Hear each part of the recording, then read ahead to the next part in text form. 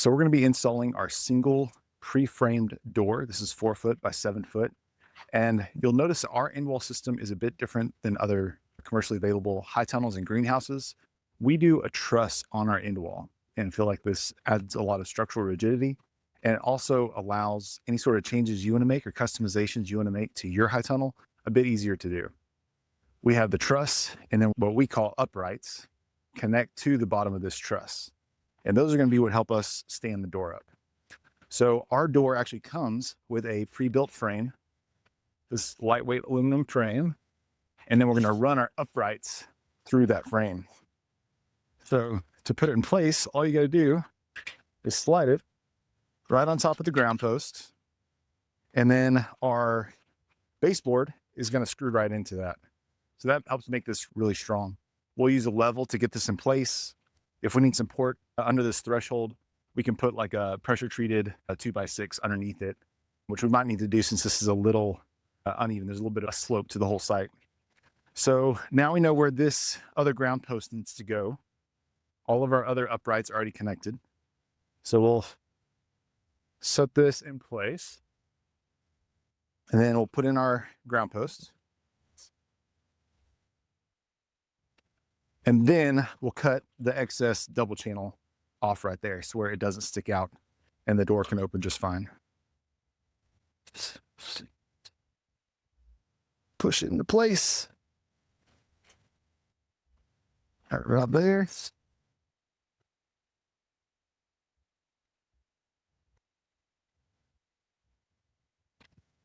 And then we see this frame to slide right over it.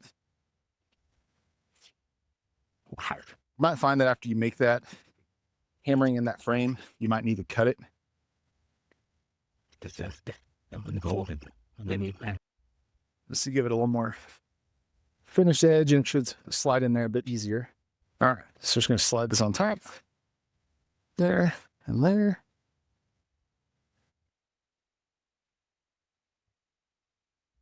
We'll get that leveled up. And then the other cool thing with this pre-made frame is that you know the door is always going to be perfectly level and square once you level this frame, and the door is always going to fit inside of it 100% and give you a nice good seal. You can use a digital level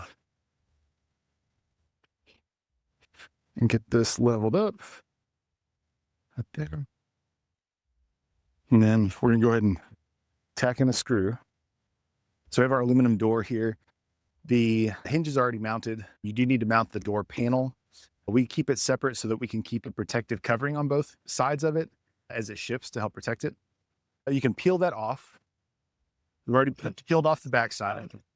And now there's a front side, and I'll say this side out. That's because that is the UV protected side. So we can go ahead and peel this off. And this one came from the manufacturer as an 8-foot panel. And so if for some reason you do need to cut down the panel a little bit, you can cut it just like drywall. You make a score with a razor on one side, which is what I did on this back side. And then you can just break it over, work it loose a little bit, and then snap it back the other way.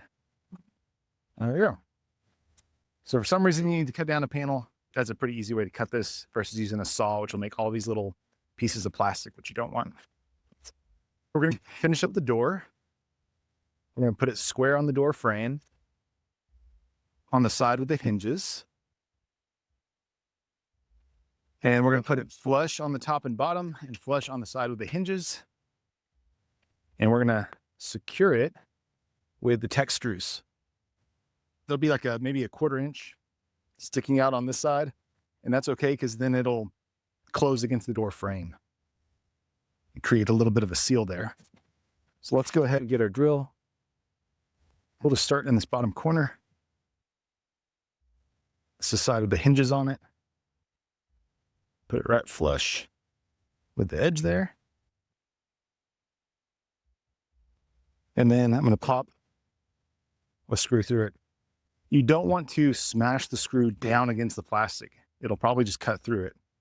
You want to push it down until there's a slight indentation to where you can tell that the screw is putting pressure on the plastic, but it's not pushing through.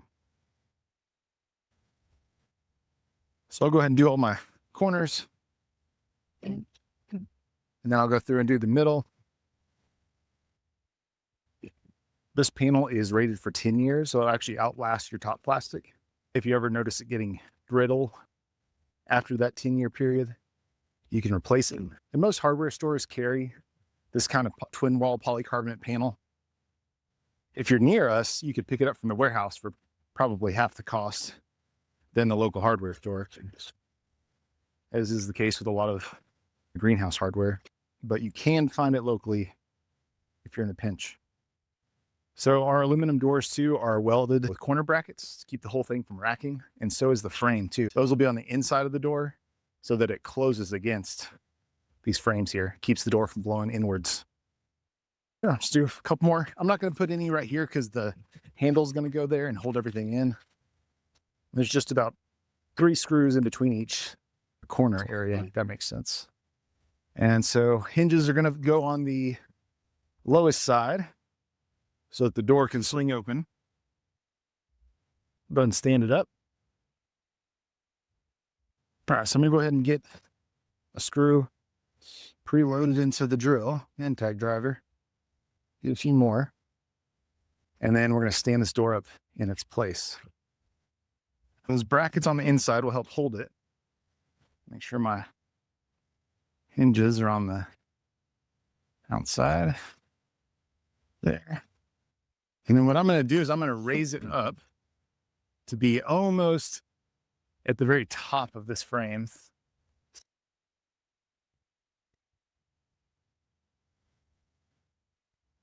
Beautiful. And there's actually some pilot holes that are already drilled into the frame right where it needs to go. So again, I'm not going into the frame, I'm going into the ground post and the upright.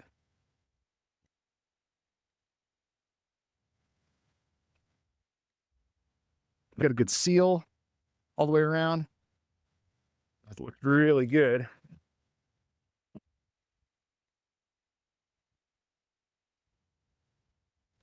All right, so now we're going to add our single channel to trim out this door.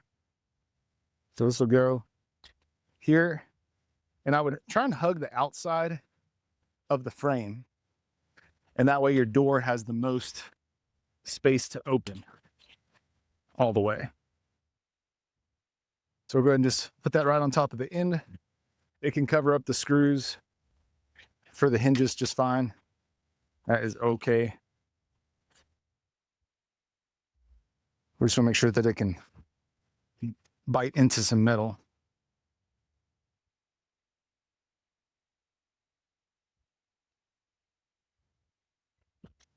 So I actually put my first screw, there's a 3rd hole in the hinge, and that's where I'm aiming to put the screws at. I'm gonna do the same thing on the other side and then across the top.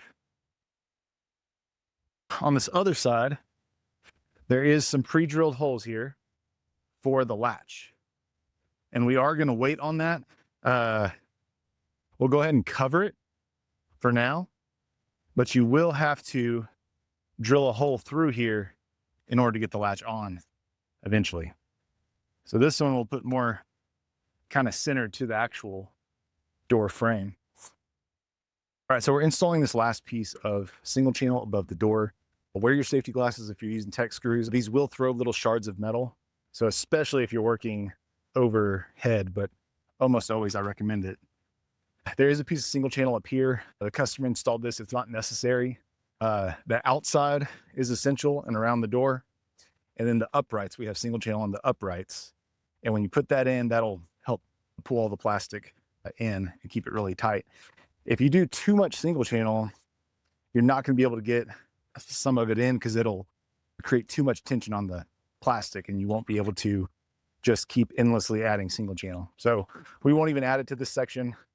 It's not necessary on your tunnel. It is necessary above the door. So we're gonna go ahead and install the handle. We are gonna have to drill kind of a pilot hole through the frame, both through the single channel and through the polycarbonate. So from the back side, I've got a 5/16 bit. So it's coming through my single channel. Between this little oval shape, I'm just gonna use the drill bit kind of at an angle and router out that space. Yeah, so now I've got like kind of an oval shape. And it doesn't have to be the prettiest because it is going to get covered up. We're going to loop this through here. So the handle part will go on the inside. That's where our latch is going to go. Kind of loop it around. That'll come out that hole. Make this a little bigger on this side. Get that our nuts and bolts. And add the nut to it. All right, and we'll just tighten that down. And then that holds our handle. And then we're going to do the same thing on this side with the door latch. So the latch will mount on the inside of the frame, and that'll be what catches here.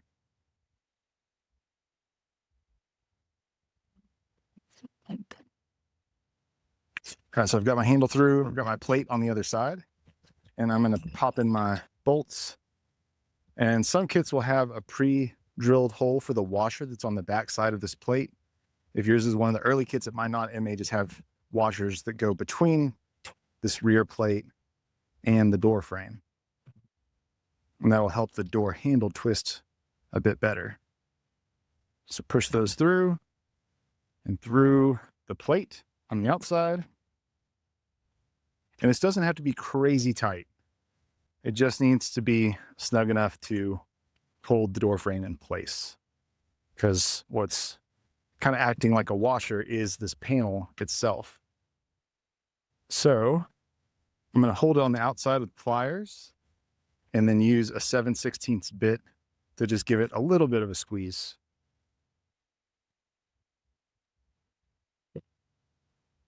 And that'll hold it against the latch on this side. All right, and so the goal is you can use whatever sort of latch. There are two different latches. I've chosen the smaller one here because this door seems to be in a bit of tension. And so I want it to be able to just slide up really easily.